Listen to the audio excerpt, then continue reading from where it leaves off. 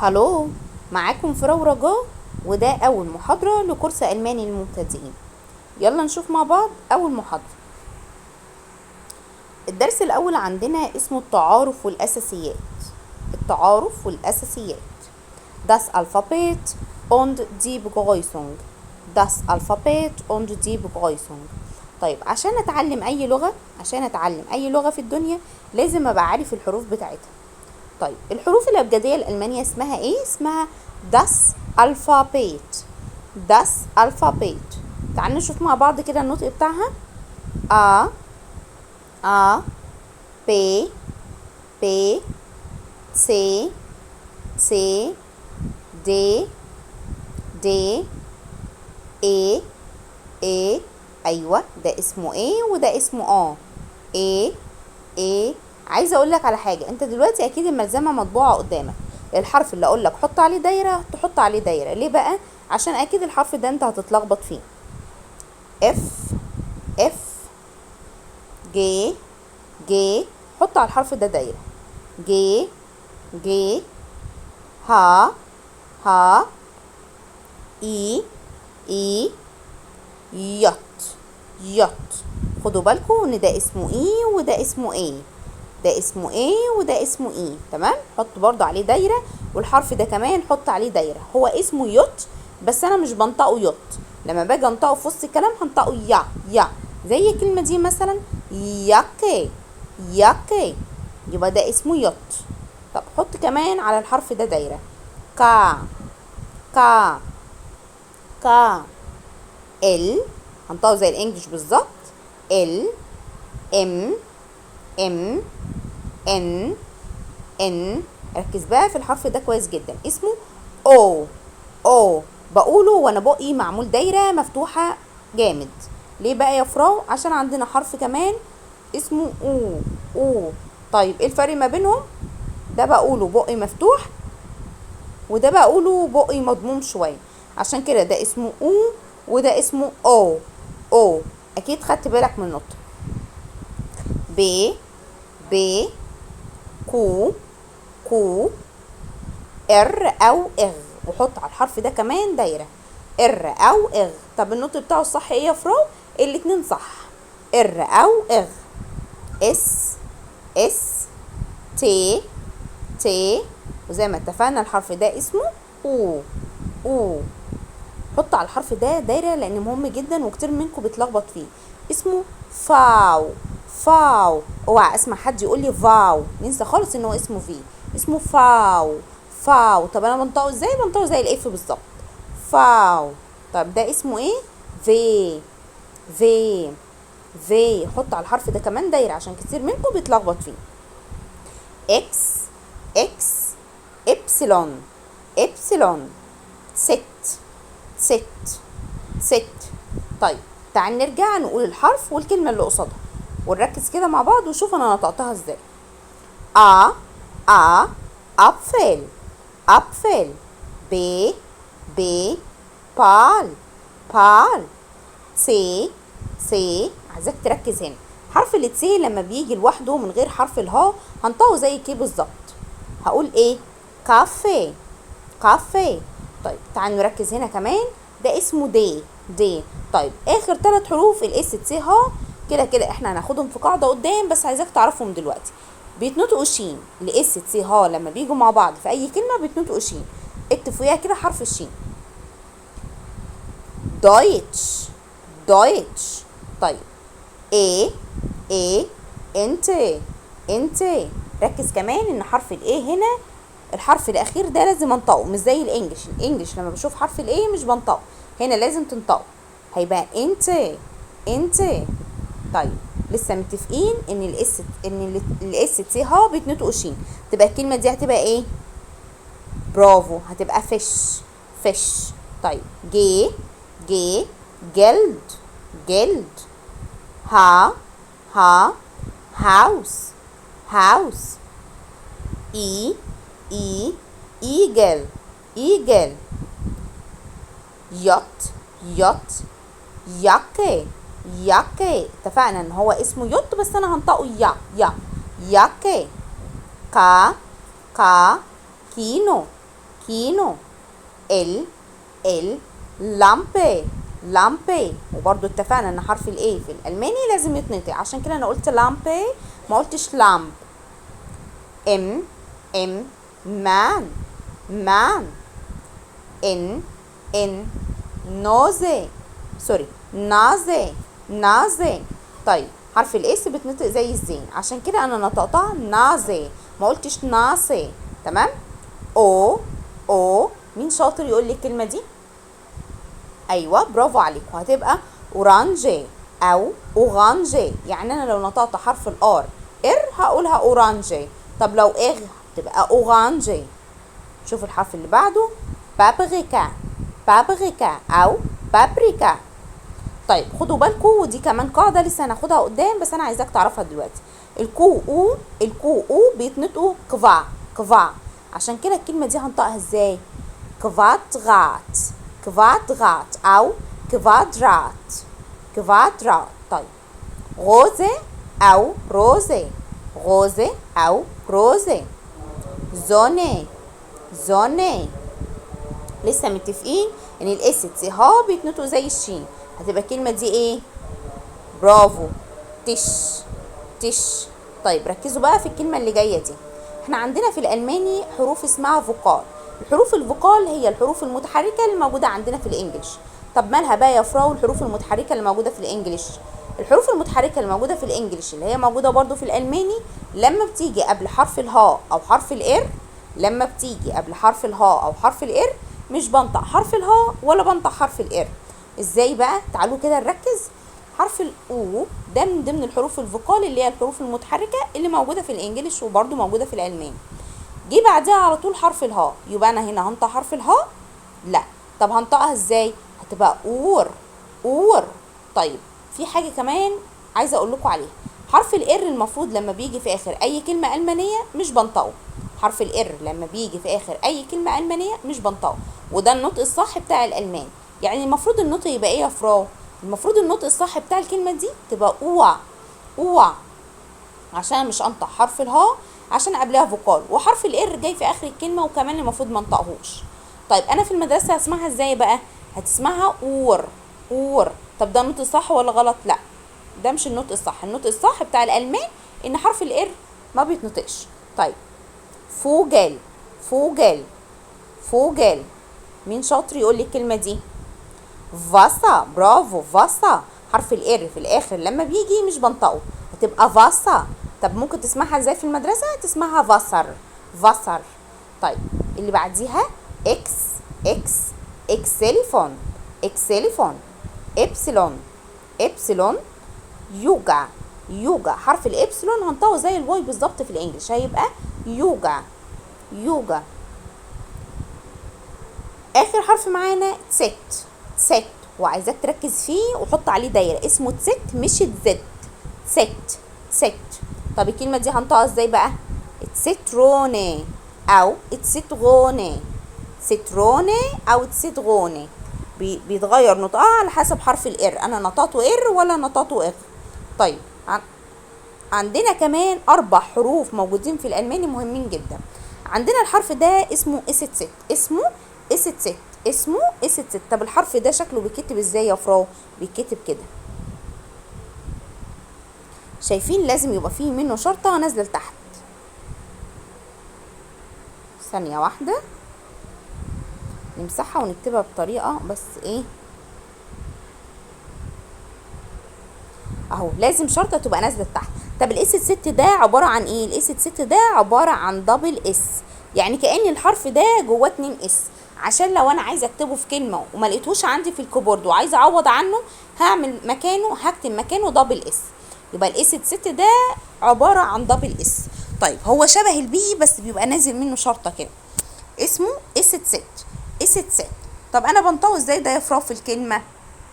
الاس ست ده بنطقه زي الاس بالظبط، يعني ده اسمه اس ست، هنطق الكلمه بتاعتها فوس. فوس. طيب اللي بعديها عندنا في الالماني النقطه اللي بتبقى فوق الحرف دي اسمها اوملاوت. اوملاوت. اوملاوت. طب الاوملاوت دي لما بتيجي على الحرف ايه اللي بيحصل؟ بتكسر الحرف. يعني ايه بتكسر الحرف يا فراو؟ يعني بتغير نطقه، بدل ما هو اسمه بقى اسمه ايه ايه ايه ده رجع لاسمه بالانجليزي. ايوه بالظبط كده. يبقى هو هنا اسمه ايه عشان جه عليه املاوت بقى اسمه ايه؟ ايه ايه ايه ايجيبتن. ايه ايجيبتن. طيب ده حرف ايه؟ حرف الاو. لما الاو بيجي عليها املاوت بيبقى اسمه ايه؟ بيبقى اسمه او. او يبقى هو من غير الاملاوت اسمه او. او طب لما بيبقى عليه املاوت بيبقى اسمه او. او تيجي نقرا الكلمه دي مع بعض. قول قول. طيب ده حرف ايه؟ ده حرف الاو. ده سوري هو من غير الاملاوت اسمه او. او طب لما تحط عليه الاملاوت تركز بقى في نطقه كده اسمه او. او طب انا انطقه ازاي بقى يا فراوله؟ لان انا حاسس الحرف ده صعب جدا. لا حاول كده تعوج بقك شويه ناحيه اليمين. او. او هيبقى اسمه او.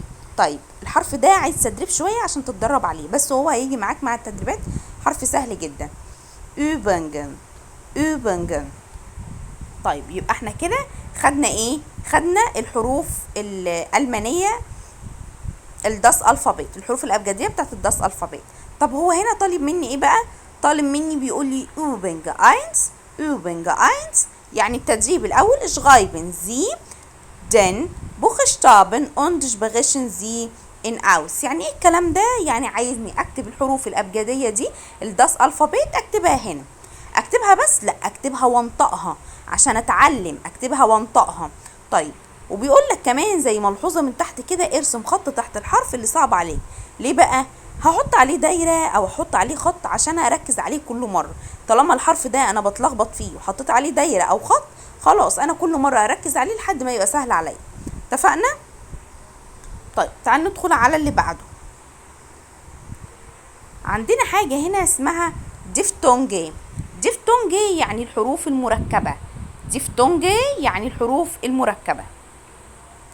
طيب الحروف المركبة عندنا دي هي اللي بتعلمنا ازاي نقرا ونكتب ألماني. ازاي يعني يا فراو؟ هنشوف مع بعض دلوقتي. حرف الآ وحرف الأو، حرف الآ وحرف الأو وحرف الآ وحرف الأو لما بيجوا مع بعض المقطع ده أو المقطع ده بيتنطق أو. بيتنطق أو يعني لو شفت المقطع ده أو ده في أي كلمة هنطقه أو. أيوه بالظبط كده.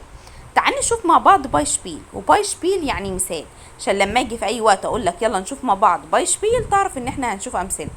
طيب الكلمه دي اسمها ايه؟ ركزوا كده في نطقها. او تو.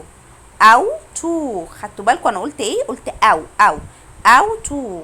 طب ودي اسمها ايه؟ اسمها اوف. اوف اوف. طب ودي كمان ها عايزه اسمعكم حاولوا كده. برافو اسمها هاوس. هاوس هاوس. طب ودي اسمها ايه؟ فراو او فراو. فراو فراو. خدتوا بالكم ان انا نطقت حرف الاو ازاي؟ طب ودي اسمها ايه؟ اسمها كاوفت.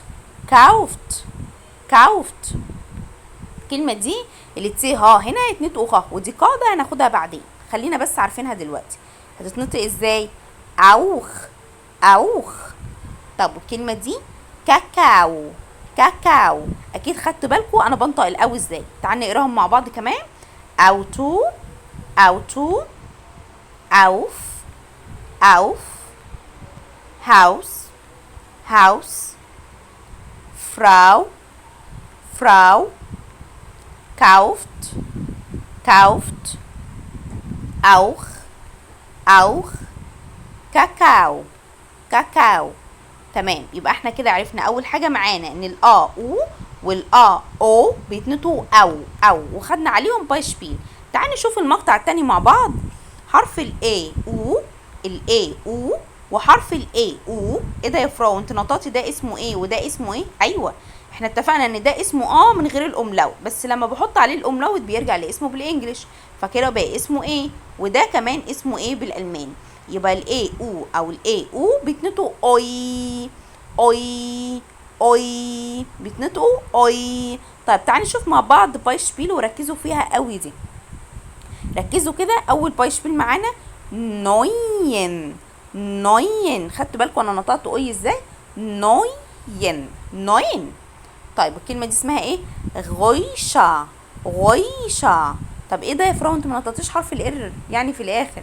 ما احنا اتفقنا حرف الار لما نشوفه في اي كلمه المانيه المفروض ما ننطقهوش، وده الصح بتاع الالماني. غويشة. وممكن كمان لو ما نطقتش حرف الار بالاغين اللي هو الاولاني ده اقوله ازاي؟ هقول رويشا. رويشا، خدت بالكم من اوي اللي هنا دي؟ غويشا غويشا. طب الكلمه دي اسمها ايه؟ ها حاولوا كده. برافو، هويت. هويت. طب ودي برضو برافو، لويت. لويت. هويز. هويز. نوي. نوي. مويز. مويز. تعال نقراهم كمان مرة. نوين. نوين. غويشة. غويشة. هويت. هويت. لويت. لويت. هويز. هويز. نوي. نوي. مويز. مويز. تمام، احنا كده اخدنا مقطعين مهمين جدا. المقطعين دول هيعلموني لو انا اتمكنت منهم كويس ازاي اقرا اي كلمه فيها او دي او فيها الاوي، وكمان ازاي اكتب اي كلمه فيها الاو او الاوي. تعالي نشوف التدريب التاني اللي طالبه مني، وده طبعا اللي هيبقى الهاوس اوف جابن بتاعكم. يعني ايه هاوس اوف جابن؟ يعني ده الواجب بتاعكم، ولازم طبعا بعد ما تخلصوا الدرس وتسمعوه كويس تحلوا التدريبات دي وتبعتوها لي. Übung 2 يعني التدريب التاني، Ausgesprochen und schreiben يعني اقرا او انطق واكتب. بيقول لك هنا ان المقطع ده اللي هو اللي فوق هنا عايز عليه بايشبيل. ممكن بقى تجيب بايشبيل من هنا وتحطها. طب لو انا بقى شاطر جدا يا فراو هعمل ايه؟ هتجيب بايشبيل مختلفه غير اللي فوق وتحطها هنا. طب لو انا لسه بقى مش عارف، خلاص مش مشكله، خد اللي فوق وحطه هنا. طب الهدف منه ان انا اكتبه بس؟ لا، اكتبه وانطقه. اكتبه وانطقه عشان اتعلم اسرع. طيب عندنا كمان المقطع ده كمان لازم اجيب عليه بايشبيل من هنا واحطه هنا، او حتى اشوف كلمات انا ممكن ادور عليها عندي في الملزمه اللي معايا واشوف الكلمات اللي فيها اوي. اتفقنا؟ طيب احنا كده اخدنا الديفتونج اللي هي الحروف المركبه. تعالوا نشوف مع بعض تالت حاجه معناها ايه. طيب تالت حاجة معانا ودي عايزاكم تركزوا فيها كويس جدا، اسمها التحيات. طيب بيجويسونج يعني تحية، بيجويسونج يعني تحية. طب التحيات دي مهمة في ايه؟ مهمة عندك طبعا في المنهج اذا كنت ابتدائي اعدادي ثانوي، مهمة جدا في المنهج. مهمة كمان لما ان شاء الله كده تتعامل مع حد الماني او تسافر بره في المانيا هتبقى مهمة بالنسبة لك، وهتعرف ليه دلوقتي. كل تحية ليها مدة او زمن معين بتتقال فيه، ما ينفعش اقول اي تحية في اي وقت. طيب اول حاجة معانا هالو. هالو يعني مرحبا. هالو يعني مرحبا. طيب صباح الخير، جوتن مورجن. جوتن مورجن. ايه ده يا فراو، انت ما نطقتيش ليه حرف الار هنا؟ ليه ما قلتيش مورجن؟ ليه قلتي مورجن؟ ما احنا اتفقنا ان حرف الار او حرف الها لو جه قبله اي حرف فوكال اللي هي الحروف المتحركه اللي موجوده عندنا في الانجليش موجوده في الالماني، يبقى انا مش هنطق حرف الار او حرف الها. وهنا قبل حرف الار حرف فوكال اللي هو الاو، يبقى انا مش هنطق حرف الار، فاقولها ايه؟ مورجن. مورجن. طيب انت في المدرسه هتسمعها ازاي؟ هتسمعها جوتن مورجن. جوتن مورجن. انا بعلمك النطق الصح بتاع الالمان. جوتن مورجن يعني صباح الخير. طب دي يا فراو انا بقولها امتى؟ بقولها طبعا من الصبح اللي هو الساعة 7 8 9 لحد الساعة 11 بقول جوتن مورجن. ايه ده ليه يا فراو؟ يعني انا لو صاحي الساعة مثلا 12 ولا 1 ما ينفعش اقول جوتن مورجن؟ لا ما ينفعش. لو انت دلوقتي بره في المانيا ان شاء الله كده يعني، ورحت المانيا وقلت جوتن مورجن الساعة 1 او 2 او 12 هيضحكوا عليك. في حد يقول جوتن مورجن في الوقت ده؟ لا طبعا، هما عندهم الوقت ده بيقولوا عليه جوتن تاج. طب خلينا الاول في جوتن مورجن، احنا اتفقنا ان هو اخره الساعة 11 بقول جوتن مورجن. طيب بعديها جوتن تاك. تاك، خدوا بالكم ان حرف الجي اللي بيجي في الاخر بيتنطق زي الكي بالظبط. حرف الجي لما بيجي في الاخر بيتنطق زي الكي بس الخفيفه. جوتن تاك. جوتن تاك معناها نهارك سعيد او طاب يومك، او بمعنى الاصح يومك حلو يعني. طب جوتن تاك دي انا بقولها امتى؟ بقولها من اول الساعه 12 لحد الساعه معايا 6 او 5 كده، بقول جوتن تاك يعني يومك حلو نهارك سعيد. تمام.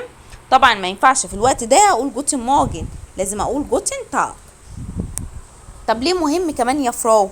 مهم عشان ممكن يجيلك في المنهج زي ساعة كده ويقولك الساعة دلوقتي 3. طيب 3 دي هقول فيها الساعة، هقول فيها ايه؟ اكيد مش هقول جوتن موجن، اكيد هقول جوتن تاج. طب لو قالك الساعة 8 الصبح هتقول ايه؟ اكيد هقول جوتن موجن. يبقى انا عايزاك تركز في الساعات دي عشان برضو عندك في المنهج اكيد هتجيلك اسئلة زي كده. طيب مساء الخير جوتن ابند. جوتن ابند. جوتن ابند يعني مساء الخير. جوتن ابند يعني مساء الخير، ودي انا بقولها من اول الساعة 6 لحد بالليل خلاص. جوتن ابند من اول كده ما الشمس تبتدي خلاص غروب الشمس ابتدي اقول جوتن ابند. طيب اخر حاجة معانا اسمها جوتي ناخت. جوتي ناخت. عايزاك تركز، جوتي ناخت دي معناها تصبح على خير، ودي بقولها لما اجي انام. طب عايزاك تركز ان كلهم اسمهم جوتن اخرهم ان، الا دي اسمها جوتي. جوتي يعني مش اخرها ان. وركز كمان لان دي ممكن يجيلك في اي اسئله في الامتحانات عندك او في المنهج يقول لك جوتن ناخت، صح ولا غلط؟ لا اكيد فالش، غلط. جوتي ناخت. طيب ركزوا بقى في الاتنين اللي جايين دول. الكلمه دي اسمها تشوس. تشوس. تشوس يعني باي بس بطريقه غير رسميه. يعني انا لو بتعامل مع واحد صاحبي او حد قريب مني في السن او واخد عليه وبعامله بطريقه غير رسميه بقول له تشوس يعني باي. تشوس. واحنا اتفقنا ان الاس تي ها اللي بيجي في النص معناها اش، معناها شين، بتتنطق شين سوري. تشوس. تشوس. طيب الكلمه اللي بعديها اسمها ايه؟ اسمها اوف فيدا زين. طب ايه ده يا فرو انت نطقتيها ازاي دي؟ ركزوا معايا كده. اوف، وده المقطع اللي لسه واخدينه اللي هو فيه اوف فيدا. طب حرف الار انت ما نطقتوش هنا، يعني ما احنا اتفقنا ده قبليه فوكال فمش هنطقه، يبقى فيدا. والكلمه دي اسمها زين. طب حرف الها برضو انت ما نطقتهاش عشان برضو قبليه فوكال. طب انت في المدرسه هتسمعها ازاي؟ اوف فيدر زيهن، هتسمعها كده في المدرسه اوف فيدر زيهن. طب النطق الصح ايه؟ اوف فيدا زين. اوف فيدا زين يعني الى اللقاء او باي بس بطريقه رسميه. يعني انا لو في اجتماع عمل وعايزه اقول لهم مع السلامه مش هينفع اقول لهم تشوس، امال اقول لهم ايه؟ اقول لهم اوف فيدا زين. لو انا بكلم الفراو بتاعتي في المدرسه او الهير بتاعي اللي هو المدرس او المدرسه وعايزه اقول له باي باي، ما ينفعش طبعا انا مش واخده عليه هقول له تشوس، لا هكلمه بصيغه رسميه واقول له اوف فيدا زين. لو بكلم حد بطريقه بصيغه احترام اكبر مني ما ينفعش كمان اقول له تشوس، انما اقول له ايه؟ اقول له اوف فيدا زين.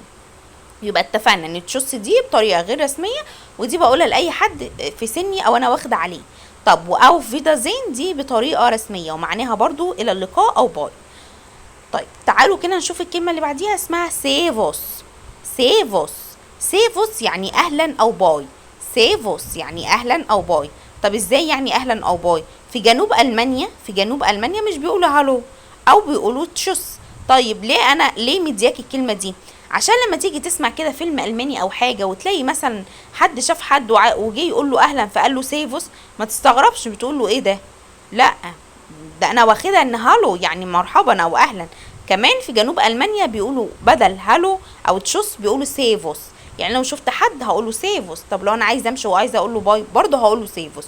يبقى سيفوس دي بتتقال في جنوب المانيا. طيب الكلمه الاخيره معانا صباح الخير اللي هي في شمال المانيا اسمها مون. مون. مون. اتفقنا؟ طيب ايه بقى هنا المطلوب مني؟ المطلوب مني وده برضو هاوس اوف جوبن ده الواجب بتاعكم، تدخل بيقول لك ايه لما تدخل الصبح على صاحبك او تدخل الصبح الفصل تقول ايه؟ اكيد انا داخل الصبح يبقى اقول جوتن مورجن على طول. طيب لو الساعه 8 بالليل هتقول ايه؟ 8 بالليل ما احنا اتفقنا جوتن ابند. ينفع 8 بالليل اقول جوتن مورجن ولا جوتن تاج؟ لا جوتن ابند. طيب قبل ما تنام تقول ايه؟ قبل ما انام اكيد قبل ما انام هقول جوتي ناخت يعني تصبح على خير. طبعا انا ما قلتهمش كلهم عشان عايزاك انت اللي تحل الاسئله دي لوحدك. في اي حاجه صعبه في التحيات؟ لو في حاجه صعبه او عايز تسمعها تاني قدامك الفيديو ممكن تسمعه اكتر من مره. تمام؟ ندخل على اللي بعده. هو هنا طالب مني ايه بقى يا فراو؟ هنا بيقول لي اوبنج دغاي فابندن يعني نوصل. هتقرا التحيات دي وتشوف ايه الترتيب بتاعها. يعني تصبح على خير رقم كام؟ رقم 3 يبقى دغاي جوتي ناخت. تمام؟ والارقام هناخدها ان شاء الله الحصه الجايه. طيب ده هتحله عندك برضو في الهاوس او في جوبن الواجب بتاعك. تعالى بقى هنا ناخد سؤالين مهمين جدا في الألماني. فراجن يعني أسئلة. عندنا أول سؤال اسمه في هايست دو. في هايست دو، ركزوا ان ده حرف الاس 6 عشان كده انا نطقته زي الاس مش بي. في هايست دو، وهنا دو دي معناها انت، دو معناها انت، دو معناها انت، دو معناها انت. في هايست دو يعني اسمك ايه. في هايست دو يعني اسمك ايه. لما اجي اجاوب اقول ايش. ايش يعني انا. انتوا عندكم في الانجليش اليو بتتحول لاي، اليو بتتحول لاي. احنا عندنا الدو اللي هي انت بتتحول لايش يعني انا، يبقى دو يعني انت وايش يعني انا. طيب في هايس دو اسمك ايه، المفروض اجاوب واقول ايش هايسي، وبقول اسمي ايش هايسي مروان، ايش هايسي الاء، ايش هايسي روان، ايا كان اسمك ايه هتكتبه بعد ايش هايسي. طيب عندنا سؤال كمان عن الاسم. ايه ده يا فراو، يعني انا اسال باني سؤال؟ السؤالين متاحين عندك، اسال باي سؤال فيهم. وعشان كمان لو حد سالك بسؤال مختلف غير فيها هايز دو تبقى عارف برضو ان ده معناه اسمك ايه. طيب زي ايه كده، يعني ادينا مثال. يعني انا مثلا بالعربي ممكن اقول لك انت اسمك ايه، هتقول لي انا اسمي محمد. طب ممكن كمان اسالك واقول لك هو انت مين، هتقول لي انا مروان. هو ده المعنى، يعني الاثنين انا بسالك انت اسمك ايه، فده نفس الكلام عندنا في الالماني. wer bist du. wer bist du يعني انت مين او من تكون، فبتجاوب ich bin وتقول اسمك، ich bin وتقول اسمك. تعال نتدرب تاني كده على السؤالين. wie heißt du، يلا جاوب كده. ich heiße وتقول اسمك، ich heiße وتقول اسمك. السؤال التاني wer bist du. wer bist du يعني انت مين. طب يلا ها هتجاوب وتقول ايه، إيش بن وتقول اسمك، إيش بن وتقول اسمك. طيب يبقى احنا كده اتدربنا على السؤالين دول، وعايزاك تسمعهم اكتر من مرة عشان تركز فيهم. اتفقنا؟ تعالي نشوف اللي بعديه. übung فعل يعني التدريب الرابع. antwort جاوب. wie heißt du. ايش هايسي، اكيد هنا طبعا يا فرو انا خلاص اتعلمت ايش هايسي، يبقى اكيد هقول اسمي، انا اسمي كذا. طيب لما اجي اقول لك verb bist du ايش بن، ها هتقول اسمك. دلوقتي اكيد بتفكروا وبتقولوا طب انا اكتب اسم ازاي بالالماني. طيب اسمك بالالماني هو بالانجليش، الاسماء ما بتتغيرش. يعني زي ما بكتب اسمي بالانجليش هكتبه بالالماني، وفي اي لغه اصلا موجوده في الدنيا زي ما بكتب اسمي بالانجليش هكتبه في اي لغه. اتفقنا؟ يبقى اسمي مش بيتغير في الالماني زي ما هو في الانجليش. طيب كده دي تالت حاجه ناخدها مع بعض، سوري دي رابع حاجه ناخدها مع بعض. اول حاجه خدناها الداس الفابيت اللي هي الحروف الابجديه، تاني حاجه الديفتونجي الحروف المركبه، تالت حاجه اخدناها البيجويسونج التحيات، ورابع حاجه سؤالين عن الاسم. سؤالين عن الاسم. تعالوا نشوف مع بعض الحاجه الاخيره. ليزن. ليزن يعني اقرأ. عايزاك تركز كده في القراءة وتشوفني انا بقرا ازاي، عشان عايزاك كمان انا بعد ما اخلص المحاضرة دي انت كمان هتقرأ المقطع ده على بعضه. تعالى كده ركز، هكبر لك الشاشة عشان تعرف تشوف وتشوف انا بقرأ ازاي. طيب ليزن يعني اقرأ او قراءة. هالو. هالو. ايش هايسي ادم. ايه ده انا لسه واخد ايش هايسي دي، يعني انا اسمي ادم. ايش هايسي ادم. ايش بن 12 يعني 12، واحنا اتفقنا ان الارقام هناخدها المحاضره الجايه ان شاء الله.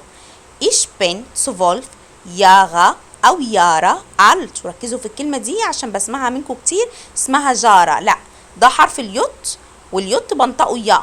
يارا الت. يبقى ايش هايسي ادم. ايش بن 12 ياغا الت. Ich komme aus Ägypten und ich wohne in Kairo. Ich spreche Arabisch und ein bisschen Deutsch. تاني هقراها تاني. Hallo, ich heiße Adam. Ich bin 12 Jahre alt. Ich komme aus Ägypten und ich wohne in Kairo. Ich spreche Arabisch und ein bisschen Deutsch. Und du? Und du? Hallo, ich heiße Jana. Ich bin 11 Jahre alt. 11 يعني 11. Jahre alt. Ich komme auch aus Ägypten, aber ich wohne in Alexandria. Ich spreche Arabisch. Ich lerne jetzt Deutsch. Ich lerne jetzt Deutsch. Schon. ركز بقى على الجملة اللي جاية دي. Dich kennen zu lernen. Dich هقسمها عشان أعرف أقراها. Dich kennen zu lernen. حرف الإر أنا ما نطقتوش عشان قبليه فوقال. هقراها آخر مرة. انا طبعا انت هتقول ايه ده يا فراد، انا من اول كده محاضره وابتدي اقرا؟ طبعا عشان تتعود مره على مره على مره هتبتدي تعرف تقرا وتكتب حلو جدا لو ركزت في اللازم. هالو، ich heiße Adam. Ich bin 12 Jahre alt. Ich komme aus Ägypten und ich wohne in Kairo. Ich spreche Arabisch und ein bisschen Deutsch. Und du? Hallo, ich heiße Jana. Ich bin 11 Jahre alt. Ich komme auch aus Ägypten, aber ich wohne in Alexandria. Ich spreche Arabisch. Ich lerne jetzt Deutsch. Schon dich kennenzulernen. في حاجة صعبة؟ لو في حاجة صعبة عليك قدامك المحاضرة تسمعها أكتر من مرة لحد ما المعلومة تثبت معاك. وكمان أنا موجودة معاك في الجروب، لو حابب تسأل على أي حاجة ممكن تسألنا عليه. طيب إيه المطلوب منك بقى بعد ما تسمع المحاضرة دي؟ المطلوب منك إنك هتقول لي كده في المحاضرة بعد ما تسمعها، هتعمل فويس باسمك. هتقول لي فيه الداس ألفابيت الحروف الأبجدية، وبعدين هتقول لي فيه الديفتونجي أنت قريتها إزاي، الحروف المركبة الحروف المركبة. أيوة. تالت حاجة هتقولي البيجويسونج التحية، وهتقولي طبعا بتتقال امتى عشان اعرف ان انت فعلا فهمت الدرس كويس. رابع حاجة هتقولي ايش هايسي، يعني هتقولي اسمك. لما اسألك واقولك في هايس دو هتجاوب بتقولي ايه، ولما اقولك فير بيست دو هتجاوب بتقولي ايه. اخر حاجة معايا عايزاك تقرأ لي الليزن. طب كله ده هتقوله لي فويس واحد. لو عرفت تقوله فويس واحد يبقى كويس جدا عشان اسمعه على بعض. طب لو ما عرفتش خلاص يبقى اعمل صفحة صفحة خلصها. اول حاجة قول لي الداس الفابيت لوحديها، وبعدين قول لي الديفتونجي لوحديه، وبعدين قول لي البيجويسونج لوحديه، وكمان قول لي السؤالين بتوع الاسم لوحديهم، واقرأ لي الليزن لوحديه. المهم ان مع كل فويس لازم تقول لي اسمك ايه.